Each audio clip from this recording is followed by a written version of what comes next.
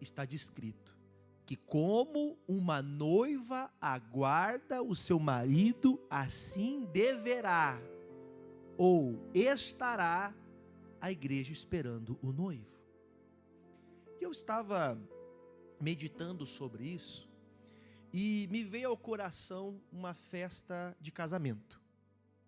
Você já foi a um casamento? Além do seu, é claro. Já foi a um casamento? Já foi? Vamos pegar aqui um pouquinho a história de um casamento? Dentro de um casamento, tem todo um enredo, né, que se prepara. A Vale casou, acho que foi a última a casar aqui de nós aqui, né? E prepara isso, e prepara aquilo, e arruma uma coisa, começa, como vai ser o convite?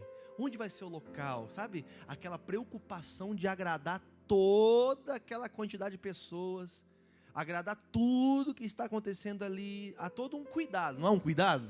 Né? Veja que, irmãos, essa analogia bíblica tem um interesse. Tem um interesse, a gente tem que entender o que está acontecendo. Se é um casamento, o meu encontro com Jesus, nós não estamos aqui tratando da questão masculina e feminina, mas a igreja como noiva vai se encontrar com o seu noivo e tem que ter um preparo para isso. Só que assim, irmãos, o grande dia é o dia do casamento. Você pode preparar, por exemplo, sei lá, não sei quanto tempo que você levou para preparar seu casamento. Quanto tempo você levou para preparar seu casamento? Quanto tempo você levou para preparar seu casamento? Uns 3 dias? Uns 3 meses? Você foi rápido. Quem demorou anos para preparar um casamento? Quantos anos, irmã Franciele? 4 anos, né? Você veja, preparando, organizando. Claro, alguns casos diferentes, né? Eu estou falando assim, vamos pegar por base o que está escrito. É uma noiva sendo preparada para um dia do casamento. Quando chega esse dia, tem aquela pessoa, como que é o nome da pessoa que organiza? É uma cerimonialista, essa é a palavra, né? O cerimonialista faz o quê? O que ele fala? Você vai ficar desse lado, você vai ficar aqui, né? A noiva agora escolhe a roupa das padrinhas. As padrinhas vêm tudo de cor de rosa, os padrinhos vêm com a gravata vermelha, aquela coisa, né? Tipo, é um cuidado tão extremo, que é um zelo, assim, de uma coisa assim, que às vezes até passa do limite, não é? É uma coisa que às vezes nem precisa, porque chega na hora, ninguém lembra, né? Só que chega na hora do casamento, vamos pensar no casamento, há toda uma preparação, meses de preparação, às vezes anos, porque assim, a gente tem que entender que um casamento é uma coisa que vai ser para eternidade, vai ser eterno. Quando terminar a minha vida aqui, o dia que eu deixar essa vida aqui, se um dia, né, eu acho que vai morrer eu e minha esposa perto um do outro. Você já viu os velhinhos quando morrem? Morre um, o outro já logo vai atrás? Eu já falei que cada um vai morrer primeiro, mas tudo bem. Brincadeira, tá, gente? Vamos voltar para a seriedade. Assim, o que eu entendo sobre casamento é o que o Senhor preparou. E Ele usa a comparação de um casamento natural dessa vida para a gente entender a profundidade e o impacto que gera um casamento. O zelo que se há para que aquele momento aconteça. Então quer dizer que vocês vejam que na Bíblia de vocês aí, vocês estão acompanhando comigo em Apocalipse, 2 páginas, talvez dependendo do tamanho da tua Bíblia, em uma página acaba os textos bíblicos, acabam as histórias. E nas últimas páginas ouvimos que o Senhor virá como noivo para encontrar o tão dia esperado da noiva. Vamos para o dia do casamento?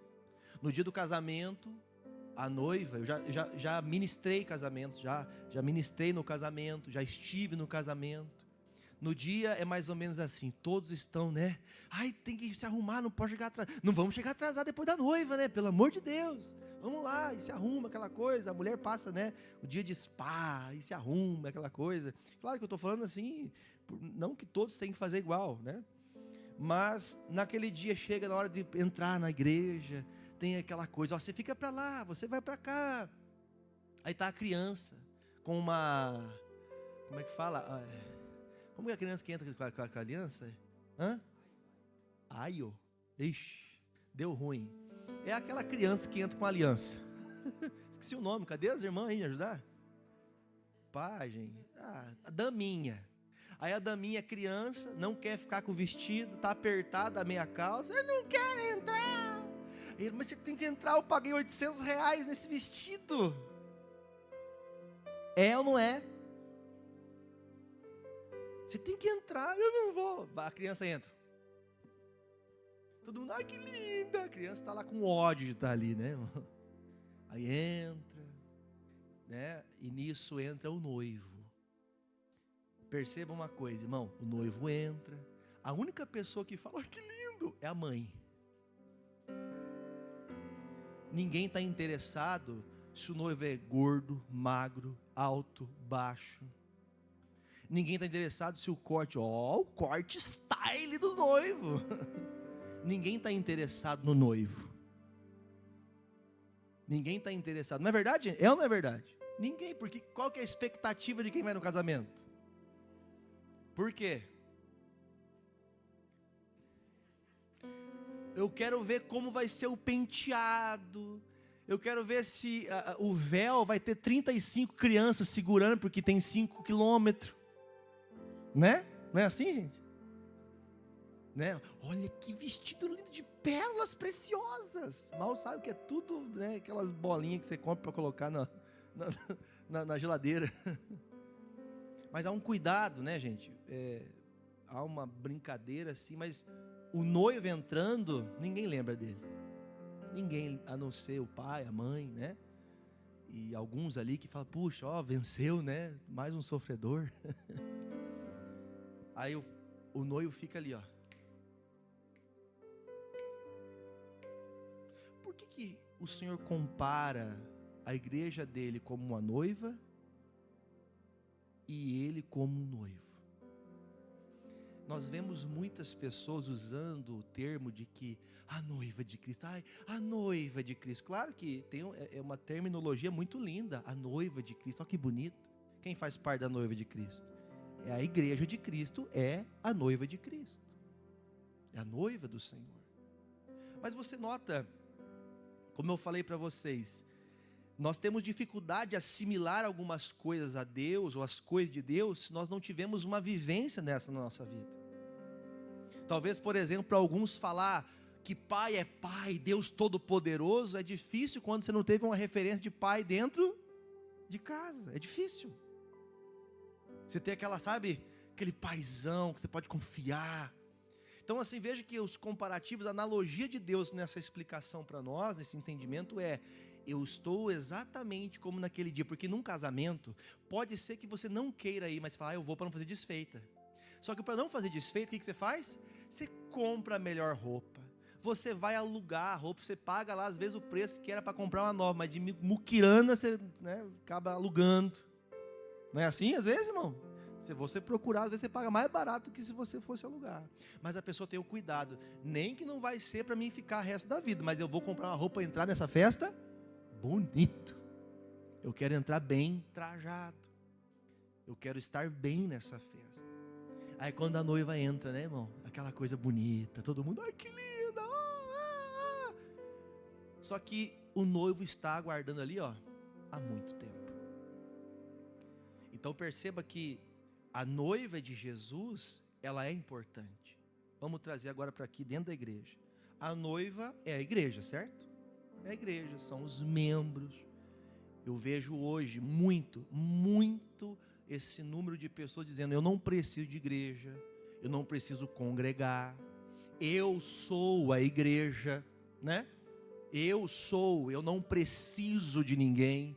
Eu não preciso de pastor. O próprio Senhor disse que ovelha sem pastor é uma ovelha que sempre erra, que não tem direção, que não tem um caminho traçado por Deus. E o próprio Senhor disse que não é bom que estejamos só. O Paulo fala assim na sua carta aos Coríntios, ele diz, você já viu por acaso uma mão brigando com o pé, para dizer quem tem mais relevância? Quem ama sua mão é importante mais que o seu pé? Pastor, depende, né? Não, irmãos, todos são importantes. Cada membro do nosso corpo é importante. Quem já bateu o cantinho assim, ó, dedinho? A senhora quebrou. Irmão, vamos falar a verdade, quem já bateu o cantinho assim, que arrochou a unha, que você fala, meu Deus, como que pode um negocinho desse tamanho doer tanto? Isso nos faz entender que a analogia do Paulo é, gente, todas as peças da igreja têm que estar unidas. E se um chora, todos choram. Se um sofre, todo o corpo sofre. Mas está uma mania de eu sou a igreja. Você já viu algum pé andando sozinho na rua aí? Já viu alguma cabeça rolando sozinha aí? Não. Igreja se constitui quando os membros estão unidos. E quando nós estamos unidos, nos formamos a noiva de Cristo. Amém, gente? Só que nós estamos tão interessados em cuidar da noiva, o zelo das coisas da noiva, que acabamos esquecendo que tem alguém me esperando para o casamento. Quem que é esse alguém? É Jesus. Está todo mundo interessado na noiva e esquecendo do noivo. Nós nos interessamos em ter uma igreja bonita. É bom ter uma igreja bonita, esteticamente, organizada em todos os sentidos. Organizado o povo, organizado o louvor. Não tem, né, uma forma de a gente trabalhar? Vocês já perceberam como que funciona? Você chega aqui, vem uma irmã, um irmão, rapaz, irmãos, boa noite, tudo bem? Vamos louvar a Deus, vamos orar. É uma forma de você ter a maneira eclesiástica que nós conduzimos. Tem tudo um jeito, né? Só que às vezes nós vamos nos tornando tão fracos espiritualmente que nós vamos perdendo o prazer de vir encontrar o noivo. E aí só encontramos-nos como noiva. Achamos bonito, gostamos da pregação que acontece, gostamos do louvor, gostamos dos adereços, gostamos até da homilia que o pastor traz, mas quem realmente deveria ter sido buscado ali, que é Jesus, não foi. Ninguém deu atenção para Jesus naquele casamento. Você está entendendo isso? Conseguiu entender? Não estamos desprezando a grande noiva, ataviada, bonita, né? Não estou desprezando isso. Mas será que a gente não está cuidando tanto da noiva e esquecendo do noivo? Não, pastor, eu não posso faltar no culto. Eu não posso, senão o pastor vai brigar comigo. Eu não posso deixar de ir na igreja, senão o pastor vai falar, ih, o irmão desviou. O cuidado que você tem para com Deus não pode ser somente no cuidado que a noiva representa. Porque o foco, na verdade, é se encontrar com quem? Com o noivo. E se eu venho só por causa da noiva, eu vou na igreja porque o pastor está sem membro na igreja lá, eu vou lá para o pastor, tadinho do pastor, fala comigo assim, ó, tadinho do pastor. Fala, você está sem fé? Mas às vezes você pensa isso, tadinho do pastor. Tadinho de quem pensa assim, irmão. Eu vim aqui para me encontrar com o noivo. Eu vim para me encontrar com Jesus. E eu não sei quem vai estar comigo no grande dia, mas eu sei que eu vou estar lá. Quem disse para o Senhor? Quem garante isso? Jesus disse assim, eu sei da onde eu vim, e eu também sei para onde eu vou. Eu sei da onde eu vim, irmão. Eu sei da onde eu vim. Eu sei aonde eu estaria se não fosse Jesus. Por isso todo dia eu busco Ele, todo dia da minha vida. Porque se não fosse Ele, irmão, se não fosse esse grande amor deste noivo, mesmo sabendo que essa noiva suja, traidora, prostituta, que se vendeu, precisava de amor, e Ele me amou. Então, nós temos que ter um cuidado para não amar mais a noiva do que o noivo. A noiva é importante, mas o noivo é mais. Amém? Pensando nisso, tudo que eu falei, Apocalipse 2. Você entendeu? Devemos amar mais ao noivo, nos apresentar ao noivo. Não é só vir para a igreja, não é só mais um culto. Amém, Jesus? Não pode ser mais um culto, gente. Não pode ser mais um dia de crente. Não pode ser um happy hour. Esse é o momento da minha devoção. É o momento do meu compromisso com Deus. É o momento de que eu me encontro com o noivo. Mas a gente vai desprezando as coisas santas de Deus. A gente vai olhando para o natural da vida e acabamos esquecendo do principal. 2, versículo 1. Se achou, diga achei. Vamos ler. Escreve ao anjo da igreja que está em Éfeso. Isto diz aquele que tem na sua destra as 7 estrelas, que anda no meio dos 7 castiçais. Para nosso entendimento, as 7 estrelas são os pastores, o anjo de Deus. Amém? As 7 estrelas são os anjos de Deus, os pastores enviados para pastorear estas igrejas. O que são os castiçais? A igreja de Cristo. As estrelas são enviadas a estes castiçais, a igreja de Jesus. Amém? Daqui a pouco você entende por quê. Versículo de número 2.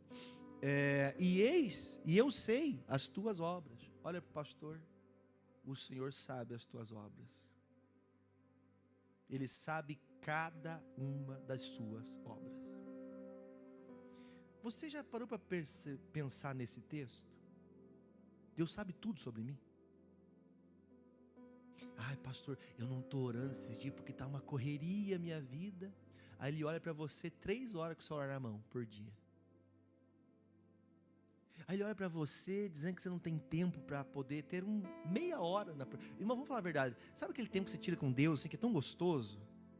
Que às vezes não precisa ser 1 hora, 2, mas aquele tempo precioso que você fala, puxa, é tão bom ser abraçado por Jesus, ser cuidado pelo Senhor, que às vezes só acontece na igreja. Isso quando acontece dentro da igreja, que às vezes nem na igreja isso acontece mais. Então você veja, irmãos, que o Senhor olha para dentro da igreja dele e fala assim, eu conheço cada um de vocês. Eu sei o que você tem feito. Eu sei exatamente cada coisa da tua vida. Aí eu pergunto para você, já falei várias vezes essa analogia, se agora naquela televisão passasse o que você faz na semana toda, você ficaria aqui ou você ia embora de vergonha? Por quê, pastor? Eu sou trabalhador. Quem é trabalhador? Parabéns. O Senhor sabe que você é trabalhador, mas Ele também sabe se você tem buscado a Ele com todo o seu coração ou não. Fique claro que esse eu sei as tuas obras não é o pastor dizendo, irmão, eu sei que você não está buscando a Deus. Irmão, eu estou ouvindo do Senhor no meu ouvido. Eu sei quem é você, Jefferson. Eu sei quem é você no altar, eu sei quem é você lá no seu quarto, eu sei quem é você trabalhando, eu sei quem é você dirigindo, eu sei quem é você, Jefferson. Diga graças a Deus por isso. Deus sabe quem nós somos. E automaticamente nós já pensamos, ainda bem que Deus sabe que eu sou uma boa pessoa. Você lembra que o Paulo disse sobre isso? O Paulo, um dos maiores ganhadores de alma que nós podemos imaginar, irmão, olha que grandiosa obra fez o Paulo. Vocês sabem que Paulo não andou com Jesus. Ele não caminhou com João, com Pedro, com Tiago, com Simão, com Bartolomeu, com Tadeu, com Judas. Não, ele não andou com eles. Mas foi um homem usadíssimo por Deus e ele batia no peito.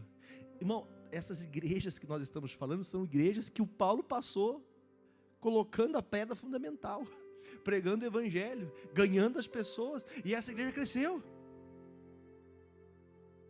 Eu olhei agora para o irmão Renato, me lembrando, o irmão Renato é um Paulo, né, irmão? Quantos anos aqui já, irmão? 38 anos. Desde que começou, o irmão me contando para mim um dia, pastor, eu venho nessa igreja, eu venho buscar a Deus aqui desde que era uma congregaçãozinha, uma portinha. Nem tinha igreja, estava começando o trabalho. Aí você nota, irmãos, que o cuidado do Paulo olhar para todo mundo e deixar explícito isso para nós nos textos, dizendo, eu sou o pior dos homens. Ele fala que todo o conhecimento que ele adquiriu na vida toda, ele fala, isso para mim é esterco. Diga misericórdia. O que isso quer dizer? Que quando a gente fala, não, ainda bem que Deus sabe que eu sou uma bênção. Você é uma bênção? Tem certeza? Porque o Paulo, irmão, em toda aquela grandeza, em tudo aquilo que Deus concedeu, os dons, o poder, ele fala que ele é o pior dos homens. E a gente que vem para a igreja uma vez por semana, resmungando, atrasado, de qualquer jeito, brigando no carro. Ai, porque eu sou de Deus. Deus olha para minha família e fala, vou salvar, fala teu nome. Eu vou salvar só o Jefferson, fala teu nome. Vou salvar só o Jefferson, porque ele é muito santo. Você se acha mais santo que a própria santidade. Você acha que você está vindo pagar aqui em vir a um culto. O Paulo fala, eu sou o pior dos homens. Isso é reconhecer que eu preciso de quem, irmãos? Uma pessoa que quer curar outras pessoas, que quer ajudar outras pessoas, que quer converter outras pessoas, o mínimo é você ser convertido, é ser curado. Não tem como curar alguém se você não é curado. Se o seu coração é um coração duro, como que você vai quebrantar corações duros? Você não vai conseguir. Porque não há a ajuda de Deus, só tem a ajuda do teu braço, do teu entendimento, do teu querer, da tua força. E uma hora acaba. Quem já desanimou da fé alguma vez? Eu levanto a minha mão aqui, o primeiro. O Paulo dizia, Senhor, Satanás me esbofeteia todo dia. Quem já leu isso na Bíblia? Que ele fala, eu recebi um espinho na carne. Ninguém sabe o que era o espinho, se era uma doença, uma enfermidade. Ninguém sabe o que é. Mas eu vou dizer para você, quem já entendeu na sua vida o que é um espinho na carne? Na tua vida, você já entendeu o que é um espinho na carne? Já conseguiu compreender que muitas coisas, você fala, como é que eu não consigo resolver isso? E as coisas parecem que é só no instalar de Deus resolve, mas não resolve nunca. Então, o Paulo já nos dá um endereço, olha, não ache que você é tão santo, não. Não ache que você é tão capaz sozinho. Não ache que você é salvo por você mesmo. Eu sou salvo em nome de mim. Que é assim que a igreja está vivendo hoje. Salvando-se em nome de si mesmo. Para me angariar povo numa igreja, me angariar membros de uma igreja, eu crio coisas para segurar as pessoas na igreja. Não, mas eu tinha que vir aqui porque eu quero encontrar o noivo. Tem diferença, gente? Total. Você vê hoje, as pessoas, por exemplo, a internet é uma bênção para a divulgação do evangelho, para a divulgação de tantas coisas boas, mas também uma divulgação ruim. Você vê hoje, por exemplo, eu prego na internet, seria hipocrisia minha falar que seria errado fazer isso. Mas veja, irmãos, que essas pessoas que alcançam uma grande mídia, normalmente essas pessoas só são ganhas pelo sentimentalismo. Um dos maiores pregadores no Brasil hoje, um culto do camarada vale 300 mil reais. E as pessoas estão como lá, ai, Jesus, que bom. Que o centro da atenção não é o noivo, é a noiva. Quem é a noiva de Cristo? Ai, porque ninguém lembra de mim. Essa semana eu passei por uma experiência maravilhosa. Eu estava num ambiente, num local, na casa de uma família aqui da igreja. Tinha familiares, tinha amigos desses amigos que estavam lá. E num comentário, uma conversa, eu falei, puxa, tem alguns irmãos que tem dias que a gente não vê, a pessoa até fica brava, porque às vezes a gente não tem tempo para atender todo mundo, humanamente falando. Ou às vezes até não é por maldade, tem tantas atividades. E aí uma pessoa aleatória que eu não conheci essa semana, falou assim, viu pastor, eu vou falar uma coisa para o senhor. Na igreja tem um pastor e muitas ovelhas. Quando a ovelha está doente, o que a ovelha faz? Procura o pastor. Agora está uma onda que o pastor que tem que correr atrás da ovelha, irmão. Se o pastor falar, irmão, você tem que orar, o crente não ora. Você tem que ler a Bíblia, você tem que perdoar, você tem que amar com o amor de Deus. Você tem que perdoar, você tem que ter uma reciprocidade na sua casa, com seus filhos, com a sua esposa, com seu marido. Se o pastor não empurrar, se o pastor passei uma semana sem vir na igreja, irmãos, não seria mais fácil a ovelha, que é a única que está com problema, procurar o pastor? Não seria mais fácil? Sim ou não? Mas é mais fácil colocar o quê, irmãos? A noiva ser mais importante do que o noivo. Não sou lembrado, mas não é para eu ser lembrado, quem tem que ser lembrado é Jesus. Amém, meus irmãos? Só que a gente está trazendo isso para quê? Porque a gente escuta esses pregadorzinhos falando assim, ó, porque você é o ponto fraco de Deus. Deus lá tem ponto fraco, irmão. E essas pessoas angariam tanta gente, irmão, que vão por frases de impacto. Frase de impacto não salva ninguém, gente. Só tem poder de salvação no sangue de Jesus. Frase de impacto não salva ninguém. Eu posso estar com a igreja abarrotada de gente, irmão. Se é somente porque a minha eloquência é poderosa em conhecimento, eu sou uma pessoa muito conhecedora, sou uma pessoa que consigo, com a minha lábia, angariar pessoas. Essa não é a igreja noiva de Jesus. Quem está entendendo, diga amém.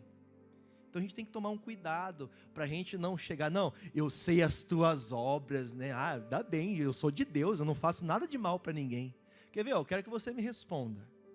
Se você falou ou já ouviu, você vai levantar a mão. Eu não faço mal para uma formiga. Eu já ouvi e já falei. Mas eu não falo mal de ninguém, só vivo a minha vidinha. Mas pastor, por que comigo? E a gente volta a cuidar da noiva e não do noivo. A gente volta a cuidar do que é meu e não do que é de Deus.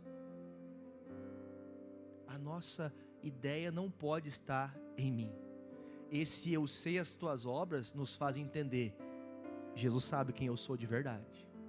E isso tem que trazer um peso no seu coração, tem que ter uma seriedade dentro de você. Quem entendeu, diga amém. Continuando o versículo. Eu sei as tuas obras, o teu trabalho, a tua paciência, e que não podes sofrer os maus. E puseste, inclusive, à prova os que diziam ser apóstolos, e não são. E tu os achastes. Eu vou parar um pouquinho aqui para dar uma atenção. Você conhece gente desviada por causa de crente? Não desviou por causa da tentação do diabo. Não desviou por causa que o diabo fez a pessoa cair no pecado. Ela desviou porque viu alguém em pecado. Porque viu um pastor em pecado. Tem um pregador aí no Brasil, e no mundo inteiro tem, né? Mas milhares de gente. Ele vai lá, põe uma camisa, né, bombadinho, né? Mostrando assim as curvaturas do corpo dele, cheia de músculo. Uma pessoa que está fazendo isso, ela quer exibir, não quer? Tem até uma modalidade que é até profissional, né? Que é o fisiculturismo, que é mostrar o físico da pessoa. Veja que tudo se volta pro eu, para a noiva, e nada pro noivo. Que o pastor tem que ser o centro da atenção. Já viu falar do pastor Ken? Nunca viu falar do pastor Ken? Sabe quem é o Ken da Barbie, né? Que é tipo um padrão de perfeição, um padrão de beleza. Aí o pastor, esse aqui é o profeta. Esse aqui é aquele que chega, o diabo tem medo dele. Misericórdia, irmão. E este local vai estar cheio de gente dizendo, olha que poder. O que essa igreja fazia? Quando encontrava estes tais apóstolos que diziam ser e não eram, eles falaram, esse aqui não é para mim não. Hoje está ao contrário, quem prega a verdade, quem anuncia o evangelho, quem prega a santidade é excluído, e aquele que prega o que não presta é o que é validado pela sociedade. Foi assim nos dias de Jesus?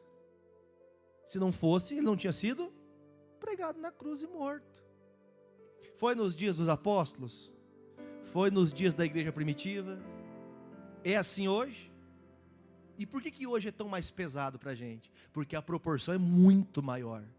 Sei lá quantos milhões, bilhões de pessoas tem, 6 bilhões, 8 bilhões de pessoas no mundo, no Brasil, né? Estou igual... Fica quieto.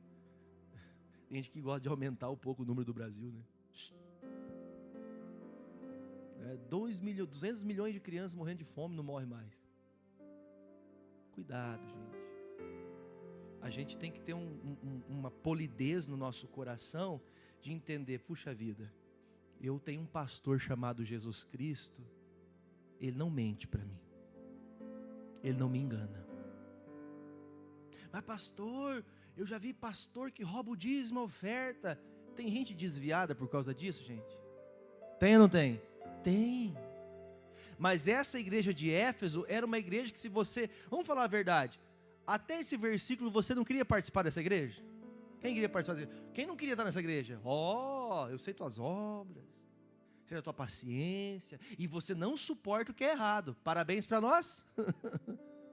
Nós estamos andando com Jesus. Só que olha o que diz a Bíblia: vocês não suportam isso. Aí eles falam no versículo 3: sofreste, tem paciências, e eu vejo que você está fazendo o que, igreja?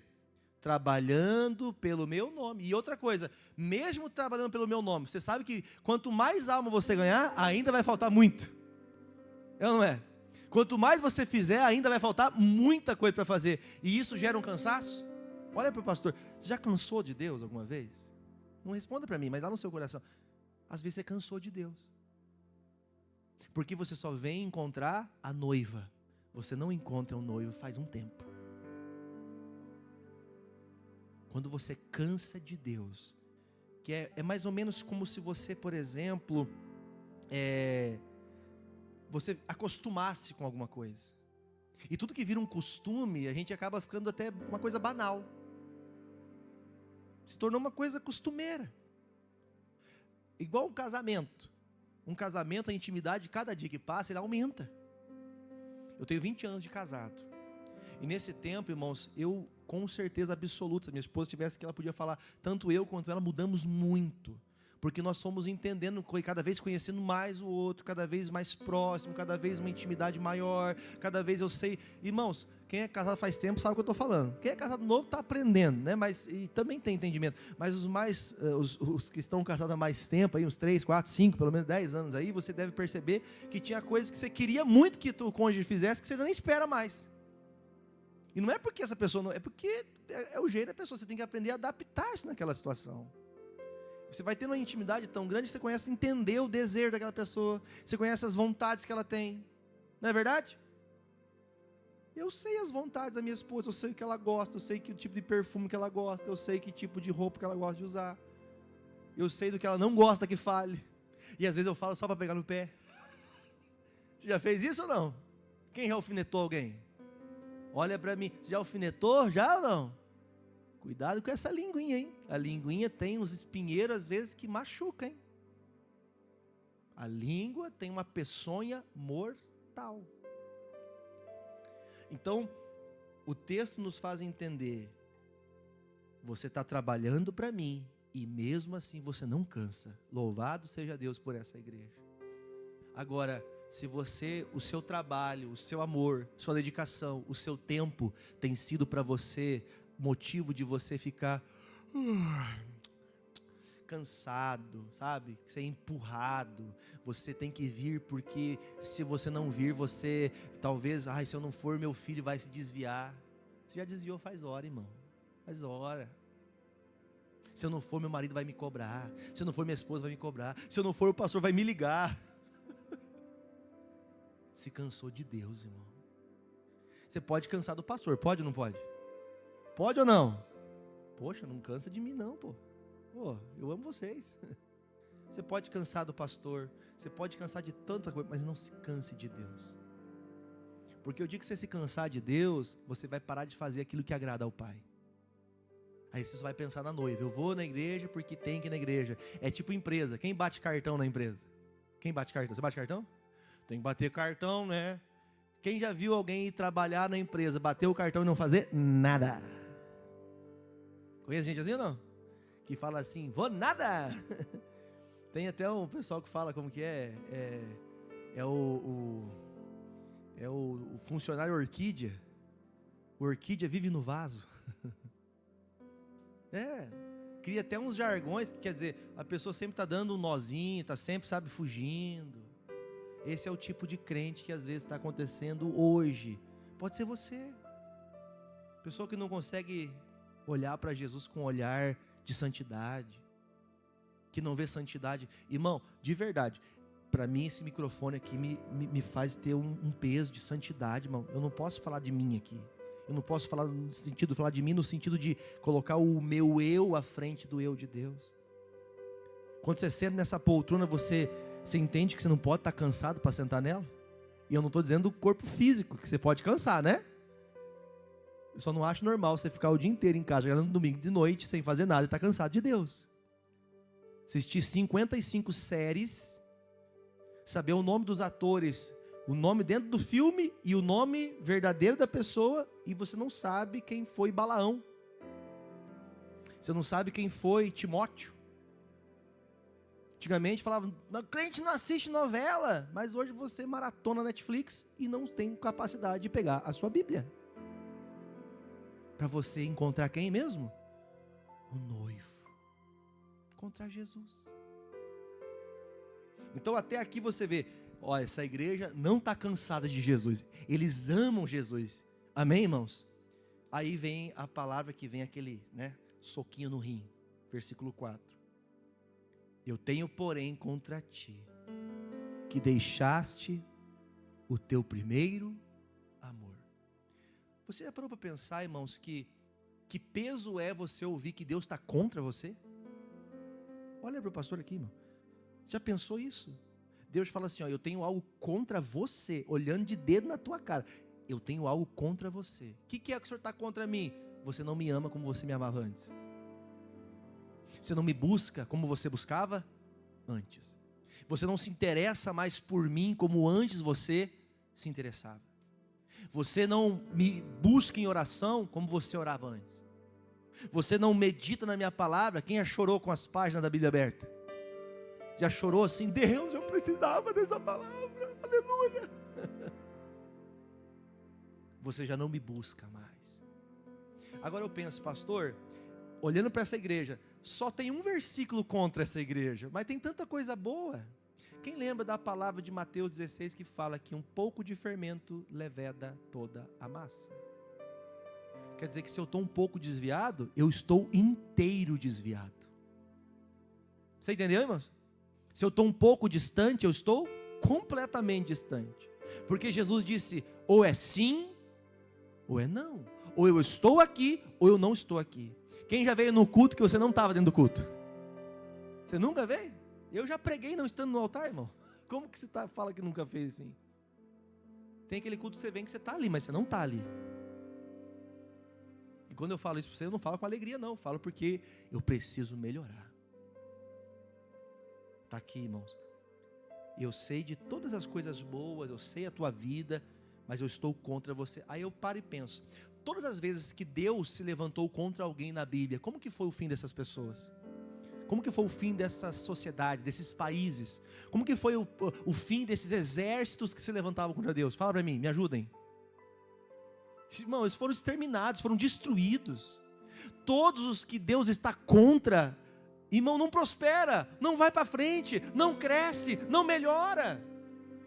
Porque você não está contra a sociedade, você não está contra o governo, você não está contra um pastor, contra uma igreja, contra uma doutrina, contra um dogma. Você está contra Cristo, contra Deus.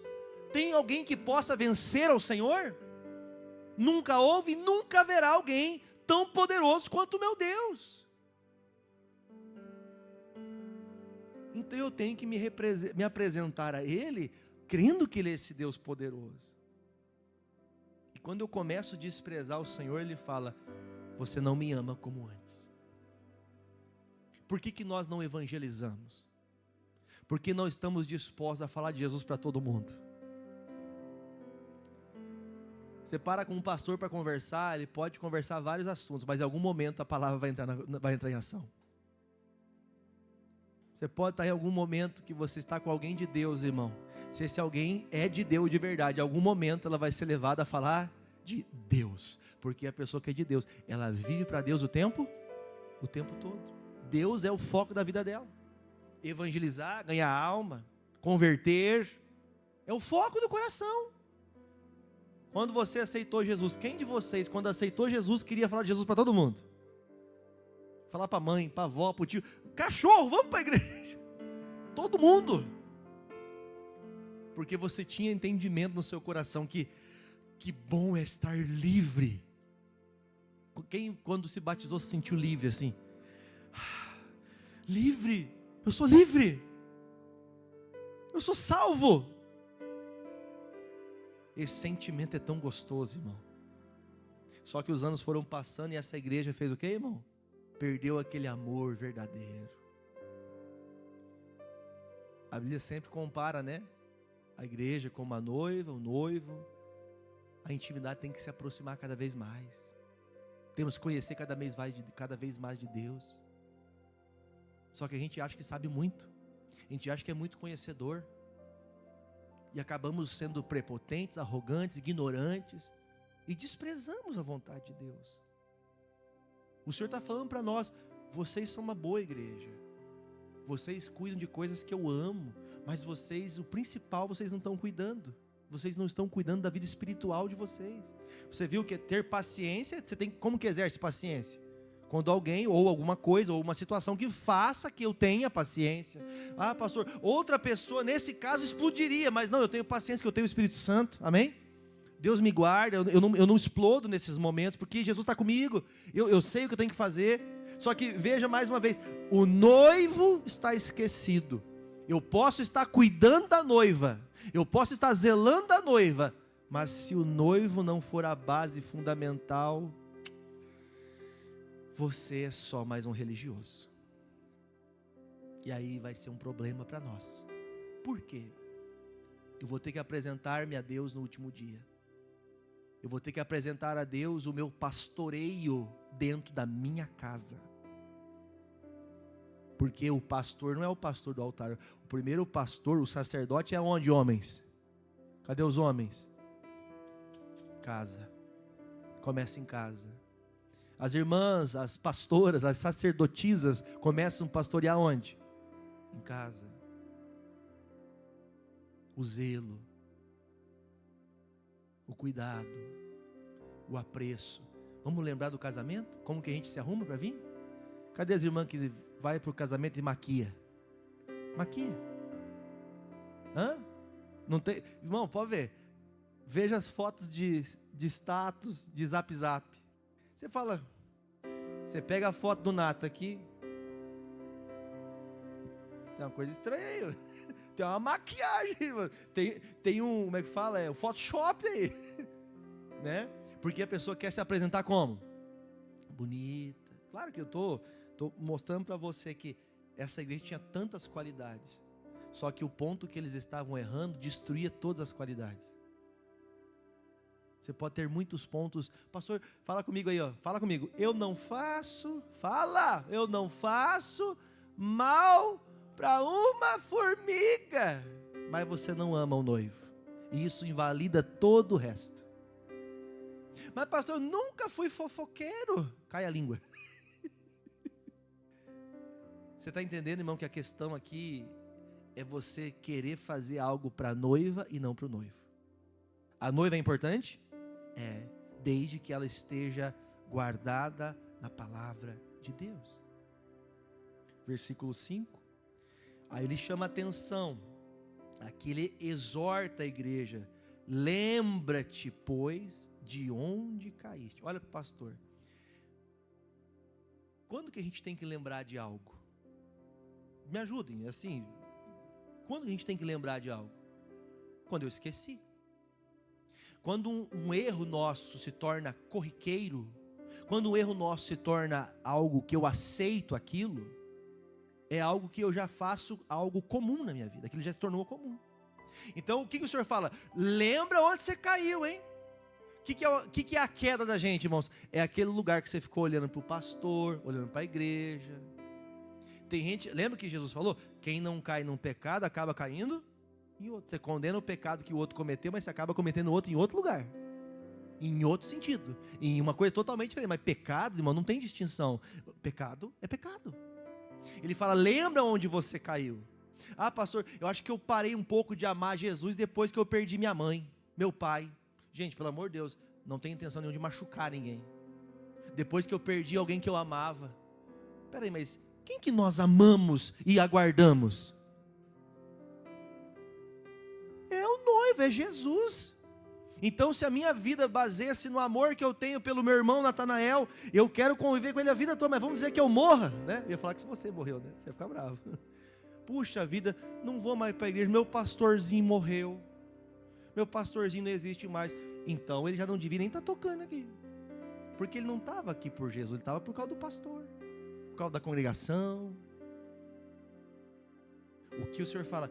Lembra, filhão, Quer dizer, busca, vai no HD, vai aqui no, como que é o HD, aquele que é mais rápido, SSD, vai no SSD agora, um negócio sofisticado, né? Quem lembra do disquete? Lembra do disquete? Ficava aquele negócio, né, irmão, até aparecer. Vai no SSD, vai no HD, vai na memória aqui, e lembra onde você parou. Ah, pastor, o dia que eu passei na igreja, o Nath estava na porta, ele nem bom dia deu para mim. Aquele dia você caiu, você parou de amar as coisas de Deus por causa que o Nath não te deu bom dia. Isso é uma queda? Estava no mercado, passando, o pastor estava com um carrinho, diga-se de passagem, o carrinho dele tinha mais coisas que a minha. Só porque o pastor não pode comer? Responda aí. Pode ou não? Mas não melhor que eu.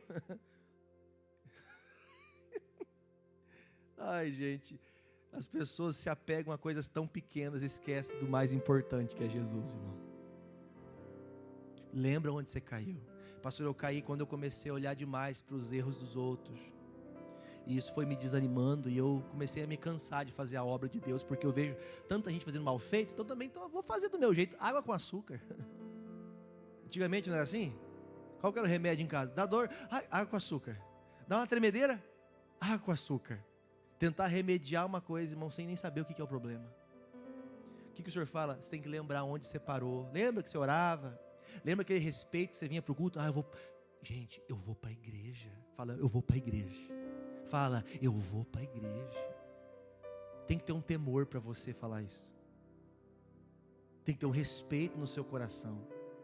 Você não está indo para o mercado, você não está indo para a fila do posto de gasolina, você está indo para a casa de Deus. Inclusive ele disse, a minha casa será chamada a casa de você fazer. Aí você vem para a igreja e não ora. Você vem para a igreja e fica olhando para as paredes. Não se enche do Espírito Santo. A culpa é de Deus, do pastor que não prega direito. Se você, diga de passagem, você procurar o pastor fazer uma coisa bem feita, você está perdido. Eu erro tanto, irmão. Eu me olho no espelho e me acho a pior pessoa do mundo. Se você quiser espelhar no pastor, lascou. Se você quiser espelhar em alguém, você está perdido. Você precisa olhar para Jesus, o noivo. Lembra onde você caiu. Eu caí, pastor, no dia que eu vi o pastor falar uma palavra que me machucou meu coração. Quantas pessoas da sua família estão machucadas no coração? Sabe quem Deus levantou para curar aquelas pessoas? Você. Só que aí você não pode ter autoridade para curar aquela pessoa, sabe por quê? Porque você está magoado com o pastor, irmão. Você está magoado com o teu marido, com a tua esposa. Você só fala de algo com certeza quando você sabe daquilo. Você tem que ter convicção daquilo. Eu sei que Jesus perdoa, eu sei de onde eu vim. E eu quando bato no peito não é arrogância, eu sei de onde eu vim. Você sabe de onde você veio? Sabe de onde você veio? Eu sei de onde eu vim, irmão. E de onde eu vim eu não queria que ninguém fosse para lá. Eu vim dos piores buracos de pecado desse mundo. Eu sei o que é viver sem saber do amanhã. Sem saber se amanhã eu vou ter uma família. A Bíblia fala que Deus tira o homem solitário da solidão e dá uma família para ele. E essa igreja que Jesus preparou, essa noiva que Jesus preparou, tem sido os meus irmãos. Esses meus irmãos têm sido minha família. Há décadas não, mas quase chegando a décadas que eu tenho servido a Deus. Nem um dia foi fácil. Nem um dia foi fácil. Mas eu continuo amando o noivo. Continuo olhando para Jesus. Continue olhando para Jesus. Ele está pedindo para você só fazer uma busca lá dentro de você. Onde você parou? Ah, pastor, eu parei por causa disso, por causa daquilo, porque eu vi umas coisas que eu sou contra. Cuidado. Cuidado com as divergências, porque Deus só dá coisas concretas para a gente. Sabe o que é uma coisa concreta? É uma coisa que não tem uma variação. O que é uma variação? Quem um dia acordou feliz, no outro dia acordou triste? Quem já passou por isso? Cadê as irmãs para falar? Eu! Mas ontem eu estava feliz, mas hoje eu não acordei feliz e quero ficar quieta. Tem dias que a gente está assim, irmãos. No Senhor não tem variação. A hora que você chegar a Ele, Ele vai estar de braço aberto para te receber. Lembra onde você caiu. Pastor, eu caí quando eu parei de orar. Eu caí quando eu parei de vir para a igreja de verdade, que eu vim buscar de verdade. Eu caí nesse tempo que eu venho só por vir, que eu venho bater cartão na igreja. Aí ele fala, lembra onde caiu? Aí depois que você se lembrar, foi aqui que eu errei, o que ele faz? Você veja que isso aqui está olhando, ele está apontando para mim. Depois que você encontrou o problema, faça o quê? Se arrependa. O que o Espírito Santo faz ao nosso coração, irmão? Nos faz que nos arrependamos do nosso pecado. Ele nos faz convencer que eu estou... Diga graças a Deus. O Espírito Santo me faz eu entender que eu estou errado e eu preciso mudar. Então se arrepende-te. Aí ele fala, dá a vírgula que nos faz parar um pouquinho e pensar. Aí você volte às práticas do primeiro amor. Volte a buscar a Deus como se fosse o último dia da tua vida. Nós vamos cantar daqui a pouco um louvor aqui. Esse louvor vai chegar a Deus. Amém? Por que vai chegar a Deus? Porque não vai ser cantado como música. Vai ser uma adoração da minha boca ligada ao meu coração. Porque quando eu adoro cantando somente, só estou cantando. Mas quando eu adoro com o meu coração, aquele louvor engrandece o Senhor. Amém? Arrepende-te. Agora onde eu queria falar do castiçal, né? Arrepende, pratique as primeiras obras. Aí ele fala assim, quando você descobrir o problema e não se arrepender e não voltar às primeiras obras, vai acontecer o que, irmão? De maneira breve ou de maneira rápida, a ti, leia por gentileza, bem rapidinho, e tirarei do seu lugar o teu castiçal, se não te arrependeres. Lembra que eu falei que o castiçal é a nossa congregação? Um dia me fala, pastor, tem pessoa que o senhor tem que tirar da obra, que essa pessoa só atrapalha. Quem que coloca alguém na obra, irmão? Quem chama alguém para fazer a obra de Deus? É Deus. Quem tira da obra?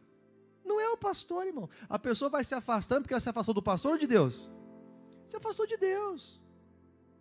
Está descrito aqui, vai chegar o dia, se você não se arrepender, eu vou tirar o teu lugar. Da onde? Da congregação. Eu vou tirar você, porque só vai permanecer na minha casa aqueles que têm uma mão limpa e um coração puro. Esse permanece, esse vai dar fruto.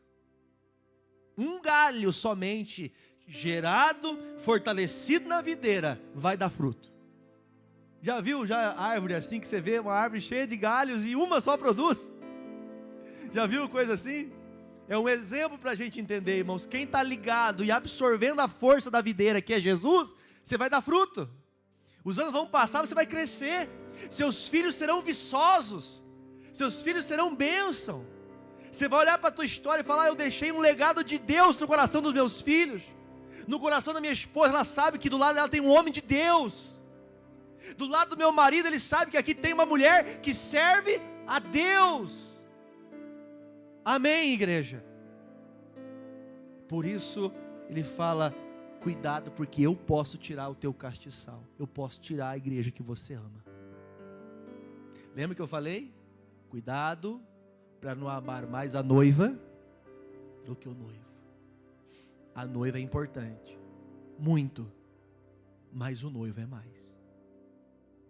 O noivo precisa ser buscado para ontem. Porque eu não vou mais terminar aqui, não vou mais pregar sobre isso, para você entender que o Senhor continua falando dessa igreja, versículo 6, rapidinho. Tens, porém, isto, que aborrece as obras dos nicolaítas, as quais eu também... O que ele está dizendo? Aquilo que vocês condenam, aquelas pessoas que fazem coisa errada, que estão fazendo uma coisa... Os nicolaítas eram pessoas que criaram um tipo de buscar a Cristo do jeito deles. Hoje as igrejas estão se adaptando. O que é se adaptar, irmão? É trazer um tipo de forma de cultuar a Deus do jeito que agrade às pessoas. Você acha que João Batista falou assim: Natanael, você me perdoa, mas assim, sua serpentinha, seu falsinho. Você acha que João Batista pregou assim? Como João Batista pregou, irmão, no deserto? Como que ele pregava?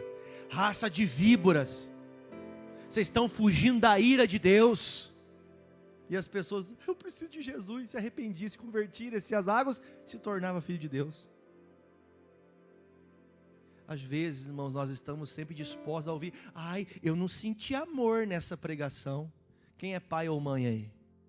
Quem já teve que corrigir severamente seu filho?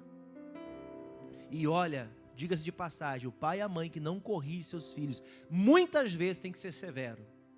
Severo não é ser mal, que é diferente. É diferente você ser firme de ser mal. O mal é aquela pessoa que pratica com maldade, que age com maldade mesmo.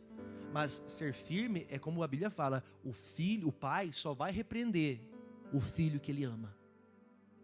A única pessoa, olha para mim, a única pessoa que você quer que seja maior que você, quem? Não é assim que nós vemos? Meu filho vai ser melhor que eu. Não é assim, gente. Você quer que os seus sejam melhores que você. Eu não digo melhor no sentido de crescer, que prospere, que seja uma bênção, mas entenda que, poxa, eu sou um bom cristão, eu busco a Deus, mas meus filhos vão buscar mais que eu. Eles vão ter uma essência diferente que a minha. Quem não nasceu em igreja evangélica, não nasceu cultuando a Deus? Irmão, meus filhos nasceram praticamente na igreja, irmão. Gente, é impressionante que tem coisas que eu vivi da malícia do mundo, que meus filhos nunca, talvez vão ouvir falar, mas nunca vão viver. Porque a malícia do mundo, irmão, quem já viveu sabe muito bem como é. A malícia do mundo suja aqui, ó, seus olhos, suja seu coração, suja sua mente, suja suas atitudes. Eu quero, meu Deus, um dia poder contemplar isso, se Deus assim permitir. Quero ver meus netos servindo a Deus.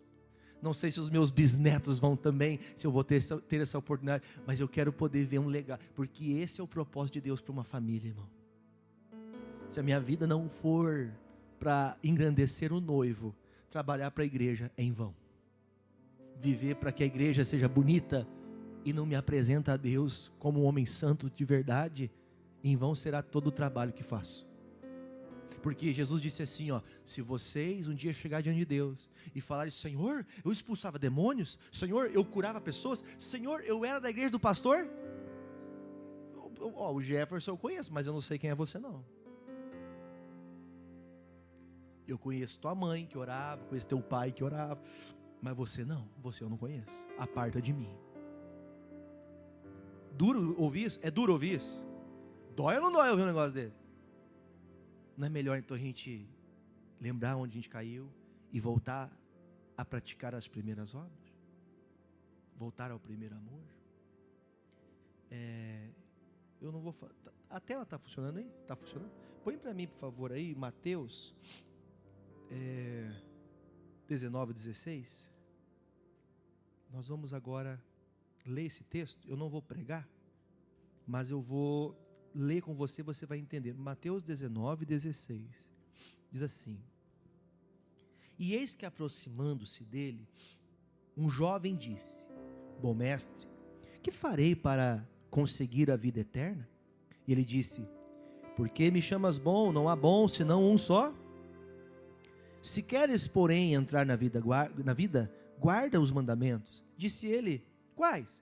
E Jesus disse: não matarás, não cometerás adultério, não furtarás, não dirás falso testemunho, honra teu pai e tua mãe, amarás o próximo como a ti mesmo. Disse então o jovem: tudo isso eu já tenho guardado, tenho feito desde a minha mocidade. O que me falta ainda? Disse Jesus: se queres ser perfeito, vai e vende a tua vaidade e dê, ok, irmãos? Aos pobres, e terás um tesouro no céu. E vem e segue-me. E o jovem, ouvindo essa palavra, retirou-se triste, porque ele possuía muitas propriedades. Disse então Jesus aos seus discípulos: em verdade vos digo que é difícil entrar um rico no reino dos céus. E outra vez vos digo que é mais fácil passar um camelo pelo fundo de uma agulha do que entrar um rico no reino de Deus. Os seus discípulos ouviram isso e admiraram-se muito, dizendo, leia comigo agora: quem poderá, pois, salvar-se? Essa pergunta é a chave que abre para nós uma grande porta. Os discípulos então percebendo, puxa, mas ele tinha que vender tudo? Ele tinha que dar o que tem para ser salvo? Você entendeu que os discípulos entenderam de maneira diferente que Jesus falou. Nesse caso aqui, irmão, Jesus tinha 12 discípulos. O único que Jesus chamou para ser discípulo lado a lado com ele, após os 12 que nós conhecemos biblicamente, foi este jovem. Vamos dizer que o nome dele fosse Antônio. O 13º discípulo que andaria com Jesus seria o Antônio. Mas ele disse o que, irmãos? Vamos ler o versículo de número... Deixa eu pegar o versículo aqui, jovem ter feito isso. Versículo 22. E o jovem, ouvindo essa palavra, retirou-se triste, por quê? Olha para mim. Quantas propriedades, quanta coisa você construiu no seu coração que te afastou de Deus. Sabe quando você vai ficando meio assim amargo da vida? Você vai ficando, você constrói coisas no seu coração que você falando, isso aqui eu não faço. Não, isso aqui, nessa demanda, pastor, eu posso ajudar até tal ponto, daqui para frente eu não faço. Só que Deus quer que você dê um passo a mais. O que era o passo, irmãos? Porque eu faço isso, eu faço aquilo, mas quando o Senhor disse, o passo a mais você não precisa desse dinheiro.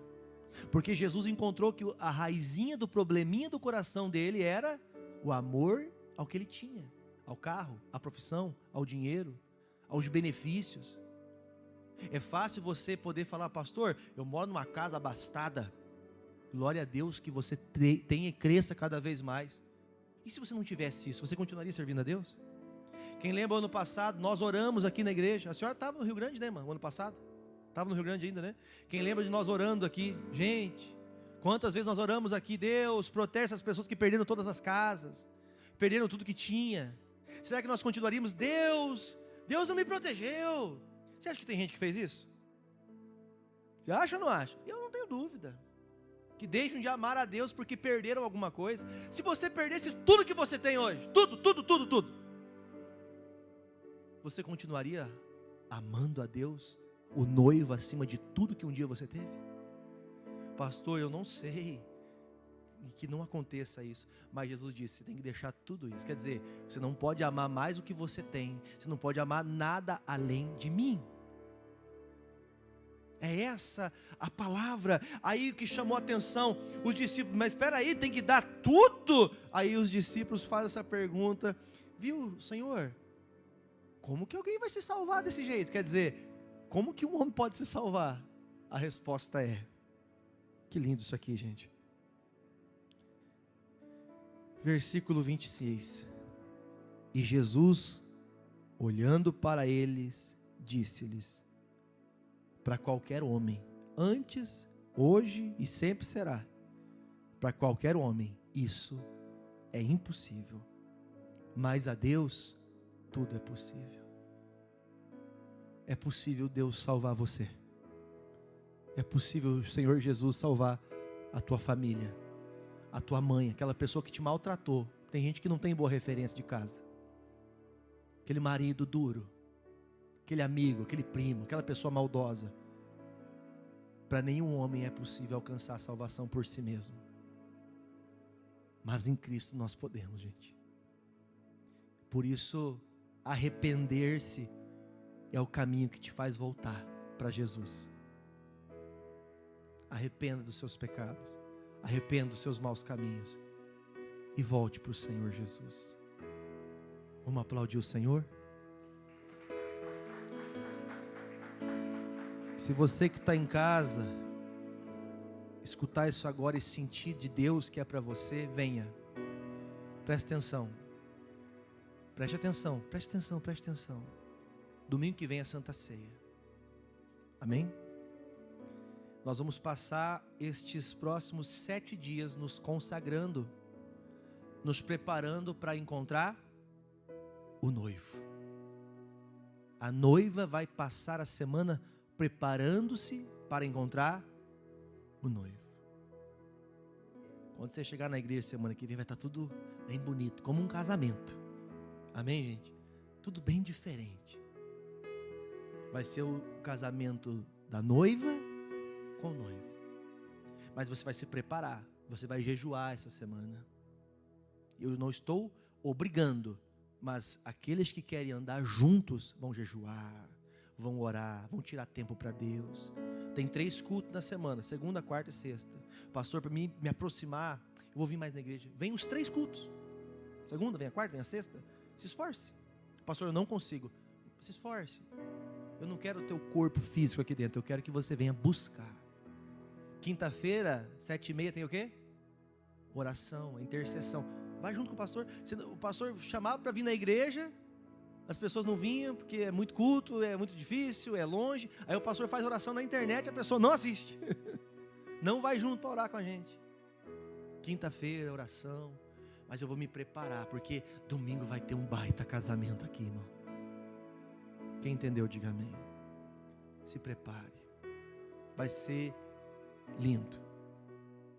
Durante a semana eu vou estar entregando para vocês, que eu senti de Deus hoje de fazer isso. Na hora do culto, como eu estou fazendo agora, de manhã, eu vou entregar para vocês um convite de casamento. Os convites de casamento sempre são bonitos, não são? A gente guarda, né? Eu vou entregar um convite de casamento para vocês. Hoje muita gente faltou, né? Principalmente no culto de agora à tarde. Eu vou fazer o possível para saber que essas pessoas vão ser convidadas. E se você quiser enviar um convite para alguém, eu vou dar mais de um convite para você. Você chama alguém. Você conhece alguém desviado? Conhece alguém que parou de buscar Deus? Conhece alguém que não conhece Jesus? Essa é a hora de você convidar para a festa. Amém, gente?